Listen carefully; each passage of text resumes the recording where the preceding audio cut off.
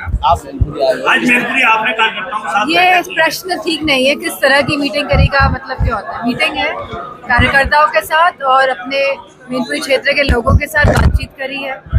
जी बताइए। आज बीजेपी अपने प्रत्याशी पहले लिस्ट जारी करने जा रही है, क्या कहेंगे? उसमें मैनपुरी का भी नाम है। ये तो चुनाव की प्रक्रिया है कि सारी पार्टी अपनी अपनी लिस्ट जारी करेंगी, तो इसमें हम क्या कह सकते हैं। अजय जी को दोबारा सीबीआई का मिलने जा रहा है और ऐसे ही खनन के मामले में जो राज्य मंत्री है प्रतिभा शुक्ला, उन्होंने कहा है कि खनन माफिया इतने मजबूत हो गए हैं कि उन पर कार्रवाई कराना हमारे बस की बात नहीं है। जो कह रहे हैं, जो प्रकरण हुआ है कि सीबीआई का ये जो नोटिस आया है, तो मेरा मानना है कि इस तरह के नोटिसेस बहुत सारे नेताओं को आ रहे हैं जो भाजपा का कड़ा मुकाबला कर रहे हैं। तो ये उसी श्रृंखला में एक कड़ी है, क्योंकि भाजपा जानती है कि आज देश की हालत क्या है। हमारा देश जो है वो 1.5 लाख करोड़ के कर्ज में डूबा हुआ है, जहां एयरपोर्ट बेचे जा रहे हैं, जहां रेलवेज बेची जा रही है, जहां जो गवर्नमेंट की जो सरकारी ज़मीनें होती है उनको बड़े बड़े उद्योगपतियों को बेचा जा रहा है, जहां हमारे युवाओं के जो पेपर दे के आते हैं, जो आशाएं जागृत होती है कि शायद अब नौकरी लग जाएगी, पेपर जानबूझ के लीक करा दिए जाते हैं जिससे कि युवाओं को नौकरी ना मिले।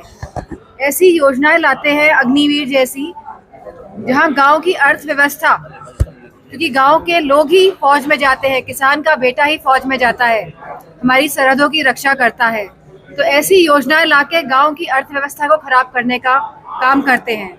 जहां महंगाई का सवाल है, जहां पेट्रोल का सवाल है, जहां बिजली का सवाल है, और जहां कहते हैं कि $1 ट्रिलियन इकोनॉमी, जहां कहते हैं डिफेंस कॉरिडोर की बात होती है, जहां ग्लोबल समिट की बात होती है, जहां बड़े बड़े इंडस्ट्रियलिस्ट आते हैं और कहते हैं 60 लाख करोड़ का निवेश हुआ है उत्तर प्रदेश में।